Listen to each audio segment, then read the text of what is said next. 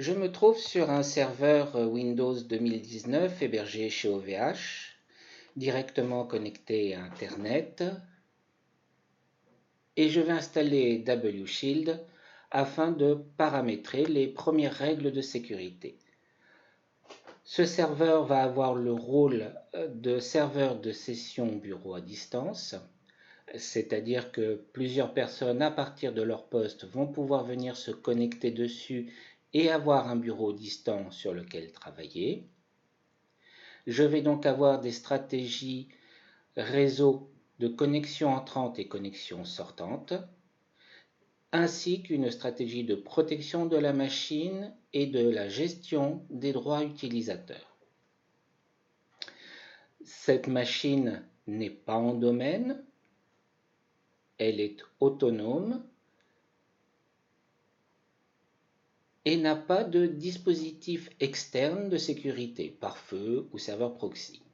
C'est WShield qui va remplir ce rôle de protection. J'ai un mode de démonstration de 8 jours, je saisirai les informations ultérieurement. Je vais démarrer ma stratégie de protection en mettant en place un honeypot pour scanner de port. C'est-à-dire que je vais sélectionner des ports et je vais simuler l'activité pour piéger les bootnets, les scanners de port qui viennent collecter de l'information afin de voir si il y a des failles de sécurité exploitables. Je décoche le port 3389, c'est celui du protocole de connexion à distance, de session à distance, donc celui-là je l'utilise réellement. Les autres qui sont cochés ne sont pas réellement utilisés, ils vont être simulés et piéger les bootnets. C'est le propos. Je profite de ma présence sur cet écran pour compléter ma sécurité réseau en désactivant le protocole IPv6. Je ne vais pas l'utiliser, donc je m'en passe, je le désactive, cela coupe des possibilités de connexion. Je désactive aussi les partages administratifs et je cache ma machine au sein du réseau, car c'est le réseau d'OVH, donc un réseau général, je peux être visible depuis toute machine externe. De même, je vais fermer le protocole Remote Procedure Call qui permet de pouvoir piloter une machine à distance et dans le cas qui me concerne, je ne le veux pas, je ferme cette porte, tout comme je désactive le partage de fichiers qui peut être aussi une porte d'accès pour le pirate informatique.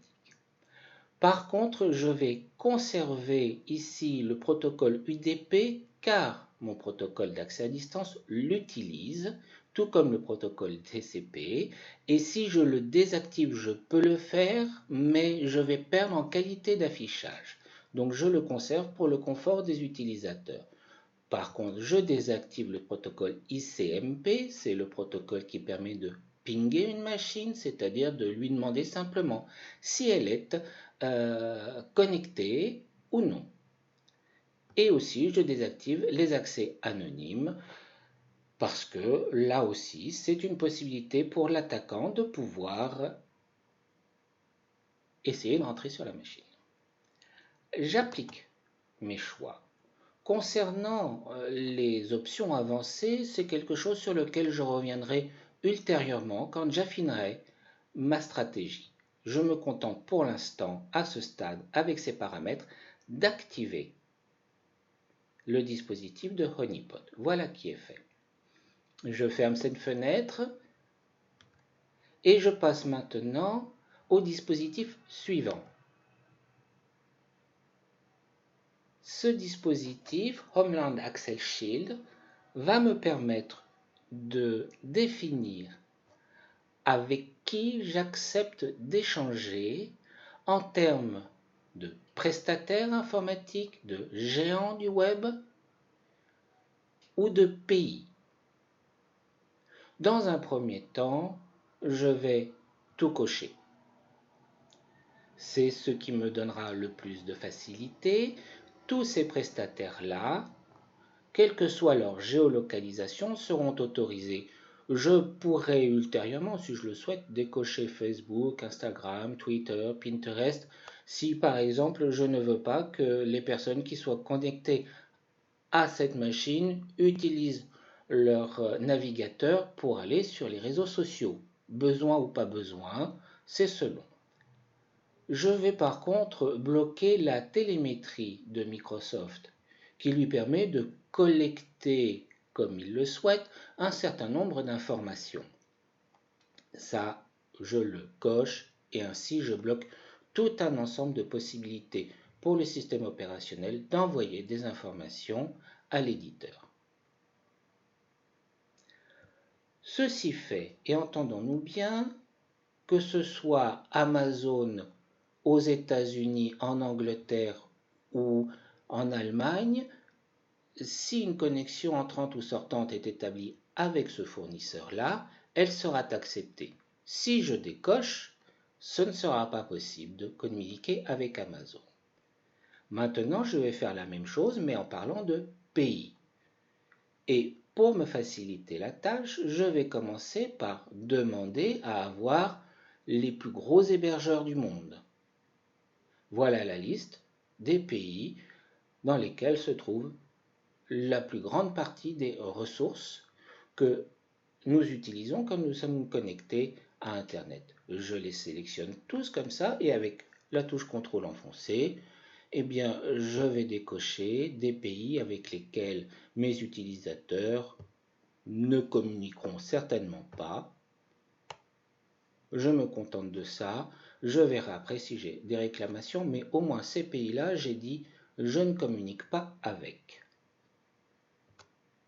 Les pays sélectionnés, je communique avec.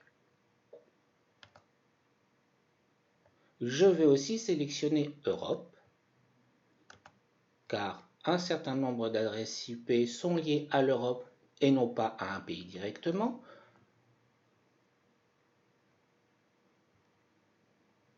Je vais finalement décocher les États-Unis car j'ai la possibilité de choisir avec quels États je vais vraiment communiquer. Et là aussi, je demande à avoir les États dans lesquels sont concentrés les centres de données avec lesquels je vais communiquer. Donc voilà ce qui me permet de limiter mon ouverture au monde en entrant et en sortant, comme une douane. Voyons par exemple que si à partir d'une machine je souhaite me connecter pour regarder Netflix, eh bien Netflix est dans l'état du Delaware. Je ne l'ai pas autorisé, on ne pourra pas se connecter à Netflix. Par contre, la Californie, c'est l'état dans lequel se trouvent Google, Facebook et d'autres encore. C'est un état très riche, tout comme l'état de Washington. Le laisser ouvert, c'est la possibilité de pouvoir communiquer avec les États-Unis et Internet sans les États-Unis pour nous, Européens, pour nous, Français, ça n'est pas concevable. On ne fait rien sans les États-Unis. Ça changera peut-être, mais pour l'instant.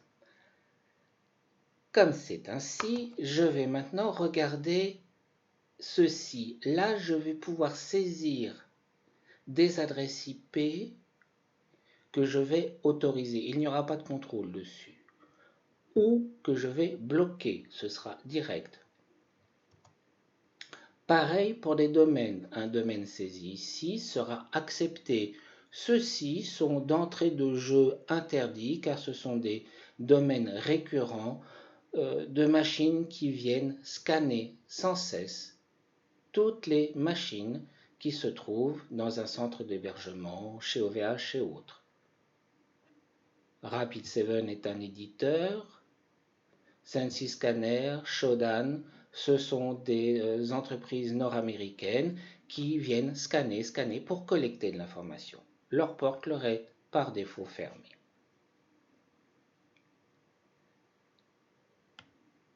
Parlant de pays, nous avons vu les pays étant des gros hébergeurs, nous avons aussi la possibilité de ramener directement tous les pays où on parle français. Ce qui fait que si nous avons des ressources françaises à mettre à disposition à des personnes extérieures, que la machine est plus ouverte, par exemple un site web, nous avons ici toute la liste des pays dans lesquels on parle français. On va donc pouvoir faire son choix. Pareil pour des pays où l'anglais est une langue couramment parlée, ou alors l'espagnol. Nous avons aussi la possibilité de faire une recherche en cliquant ici. Saint-Pierre-et-Miquelon, le voilà.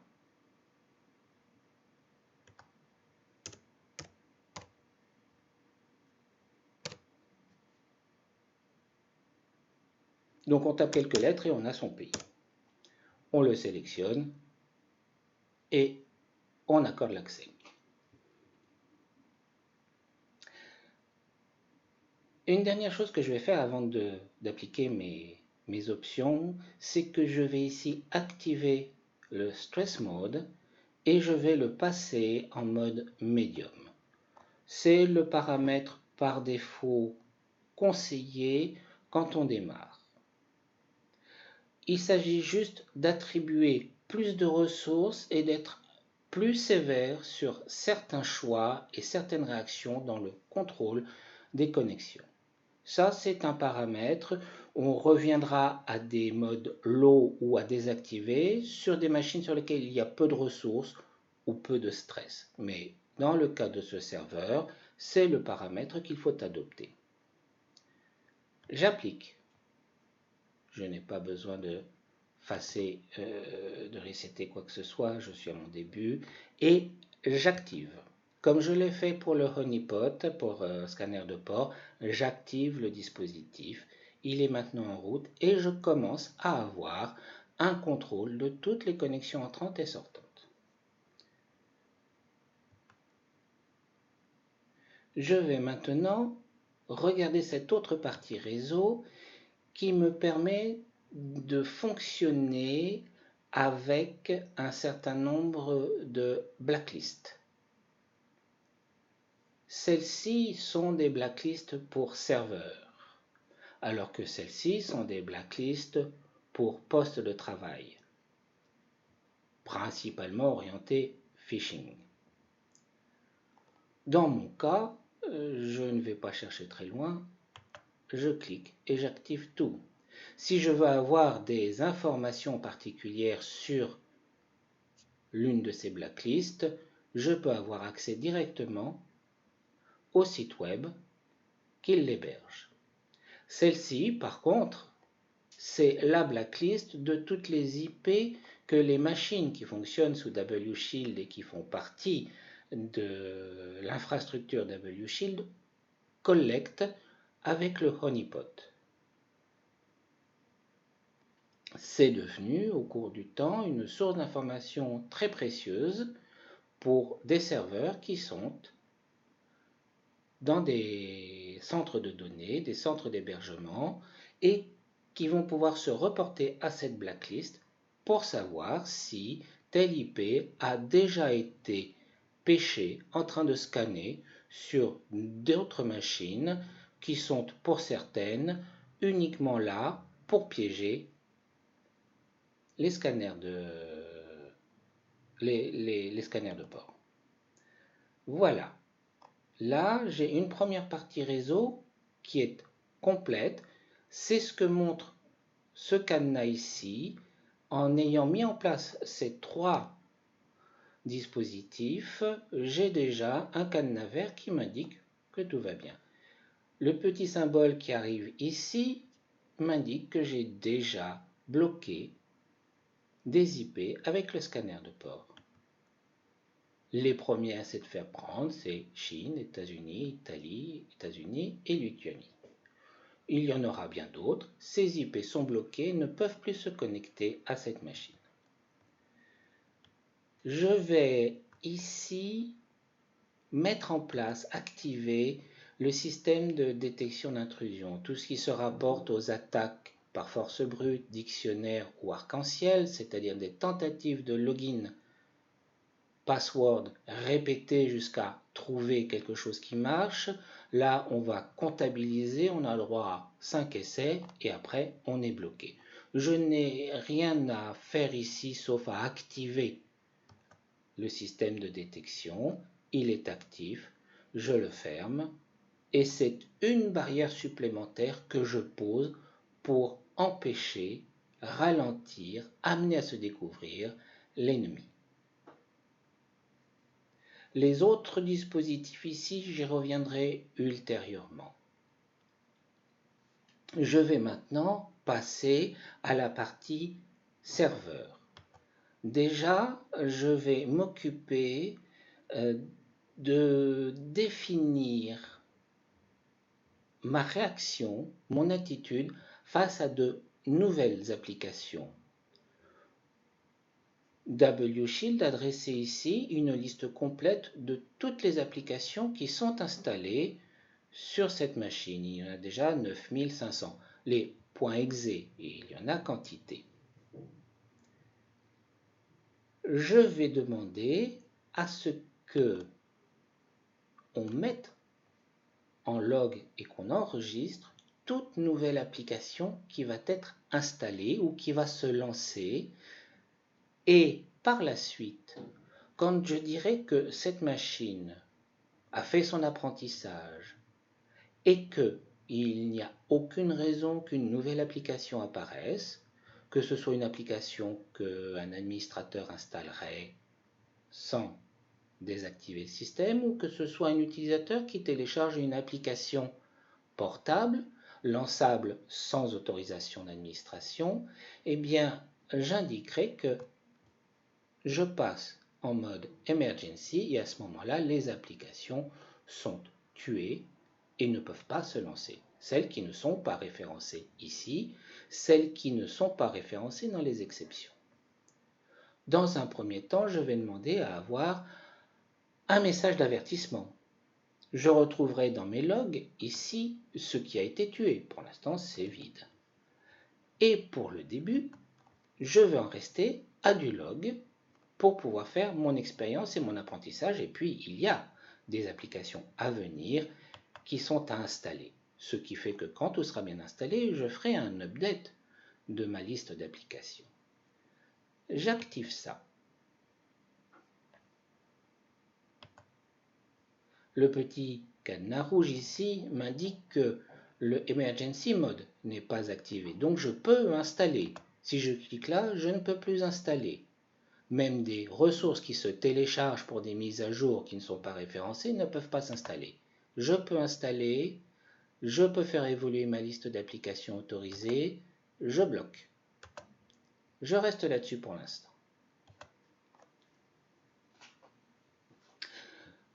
Comme j'ai là un terminal serveur, un serveur de session à distance, je vais avoir des utilisateurs qui font partie du groupe bureau à distance et ça va être intéressant dans ce cadre professionnel où je me trouve de pouvoir définir quels sont les moments où ils peuvent se connecter. Par défaut, j'ai 9h-17h, je reviendrai là-dessus plus tard pour affiner, mais je vais décider que pour ce groupe-là, ça va être, dans une première tranche, les horaires de travail, avec la possibilité de voir, et là ça a sa condition, que la session, quand on arrive à 17h, si elle est toujours ouverte, poum, elle se ferme.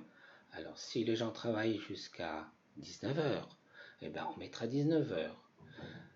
Pour d'autres exceptions, on pourra aller dans les utilisateurs ou dans des groupes dédiés pour modifier ce choix-là. Pour l'instant, c'est un peu restrictif, mais c'est un premier pas. Et je vais indiquer aussi que quand une connexion est coupée, ce qui arrive souvent avec le bureau à distance, l'utilisateur ferme la fenêtre de son client RDP et la session reste ouverte. Là, j'ai un moyen de dire, bon ben, Après une heure d'inactivité, si c'est toujours coupé, on va s'occuper de fermer la session. Ça, c'est très sympathique quand on fait de la maintenance et qu'on arrive sur un serveur où il y a des sessions ouvertes, mais en vérité, derrière, il n'y a personne qui travaille. Mais on ne le sait pas. J'applique mon choix pour ce groupe. Maintenant, je vais prendre soin pour le compte administrateur de dire qu'il a accès tout le temps. J'applique. Et pour le groupe administrateur, je vais faire la même chose dans un premier temps en indiquant que c'est un groupe prioritaire. Si le compte en question fait partie du groupe utilisateur ou du groupe bureau à distance, c'est bien ce paramètre-là que je vais utiliser. Voilà. Pour l'instant, j'en reste là. Je reviendrai là-dessus quand les utilisateurs auront été créés et que je devrai affiner mes choix là-dessus. Il y a aussi des comptes comme invité, c'est interdit tout le temps. Youpi. Voilà. Je passe maintenant à un honeypot pour ransomware.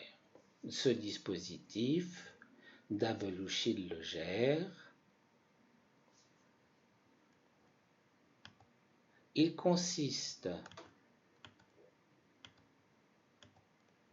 à créer des documents fictifs qui vont être surveillés et qui, s'ils sont modifiés, on va avoir une réaction qui va nous permettre d'être avertis de l'activité d'un ransomware. Ces documents fictifs, on va les reconnaître parce qu'ils ont des noms abscons. Et les utilisateurs seront prévenus que s'ils voient ces documents-là, la plupart sont masqués, mais il y en a certains qui sont visibles, eh bien, il ne faut pas y toucher. Je vais aussi utiliser une liste d'extensions, de quelques 4500 extensions, avec lesquelles les ransomware signent leurs méfaits. Le document Word, docx, il est transformé en RYK, point d'exclamation. Et ça, c'est le ransomware Ryuk qui agit. Ça marche pour ce type de ransomware. Avec le ransomware Egregor, ça ne marche pas parce que les extensions sont aléatoires. C'est donc là où le honeypot pour ransomware prend son intérêt. Pour l'instant, je ne vais pas plus loin. J'applique et j'active le honeypot. Il va donc y avoir une création des documents dans les profils concernés. Je vais pouvoir le voir tout de suite. Ces documents sont créés et ensuite masqués. Pour l'instant, les documents masqués, je les vois. Mais voilà, ces documents, si j'en ouvre un et que je le modifie, il va y avoir une réaction. Cette réaction, elle va être modifiée quand je vais activer le mode emergency, envoyer un email à l'administrateur, tuer l'application suspectée d'avoir modifié le document, et puis ensuite un redémarrage en mode normal ou en safe mode pour être sûr que, voire la création d'un compte administrateur à la volée pour être sûr qu'il n'a pas été contaminé, il sera tout neuf. Et je peux choisir en dernier, en vérité, d'éteindre la machine et d'attendre que une personne, un technicien, intervienne sur la machine, la redémarre. Si c'est un serveur qui se trouve dans un centre de données, une machine physique, il faut pouvoir la redémarrer à distance, bien sûr, et s'y connecter en mode en safe mode. Pour l'instant, j'en reste là et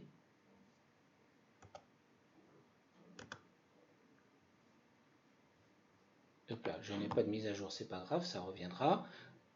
J'ai mis en place mon honeypot pour scanner de port. le petit cadenas me dit que je ne suis pas en mode emergency.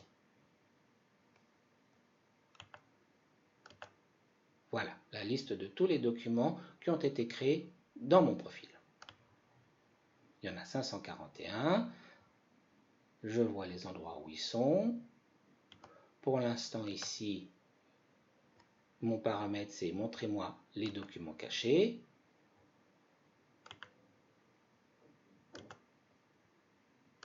Pour l'utilisateur, ça ressemblera à ça.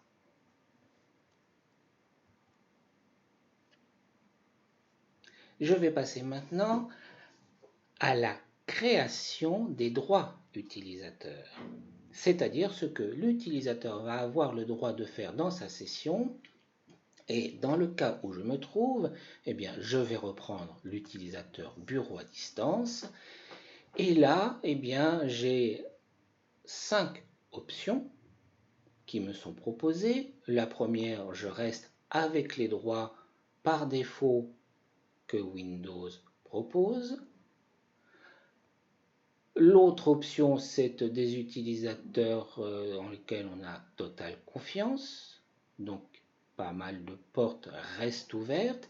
Et puis, il y a la session sécurisée avec laquelle l'utilisateur lambda va pouvoir travailler au sein de sa session, utiliser les applications qui ont été mises à sa disposition. Par contre, un certain nombre de choses lui sont cachées ou inaccessibles. C'est ce que je vais choisir. C'est le meilleur équilibre entre sécurité et confort de travail. Après, pour ces deux autres modes, c'est quand nous voulons mettre vraiment à disposition un bureau avec des éléments minimum, voire simplement une application qui sera la seule chose accessible. Pour l'instant, ce n'est pas mon cas. C'est ça que je choisis pour le groupe utilisateur bureau à distance. Je vais en profiter pour créer les droits administrateurs qui, eux, sont complets. J'indique que c'est un utilisateur dont les droits sont protégés, indépendant du groupe, car on peut avoir des administrateurs pour lesquels on pourra réduire les droits, voire ne donner accès qu'à un certain nombre de choses. Là, je viens de faire mon travail de sélection et d'application des droits utilisateurs. Je peux avoir envie de pousser un peu plus loin. Ici, je retrouve la même liste et là, des options un peu plus riches. Ça, c'est ce que j'ai coché avec le choix dans l'écran précédent. Je peux voir aussi au niveau des disques que j'ai choisi de masquer ces disques-là, c'est-à-dire qu'au sein de sa session, l'utilisateur ne voit pas le disque système C, ne voit pas les autres disques, il ne voit que son profil, documents, images, etc., mais pas le disque dur du serveur. Et il y a ici un ensemble d'applications qui sont interdites. Par exemple, pouvoir lancer des lignes de commande, pouvoir ouvrir le Task Manager et des autres choses, interdit. Tout ça, c'est ce que j'ai appliqué avec mon choix précédent, dans l'écran précédent. Ici, je peux venir affiner, modifier ces paramètres, les compléter comme bon me semble.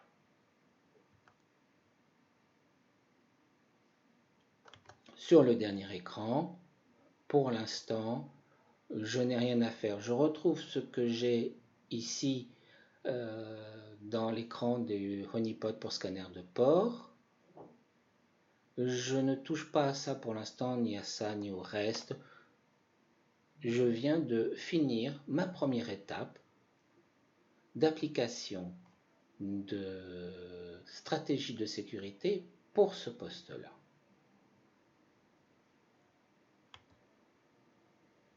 Je peux tout de suite, si je le souhaite, activer le mode Emergency. Je peux ici utiliser le compte de WShield et j'ai juste à taper l'adresse sur laquelle je veux recevoir l'email qui va me prévenir qu'il y a une attaque. Voilà, j'applique. S'il y a une activité de ransomware sur cette machine, je serai averti. C'est fini.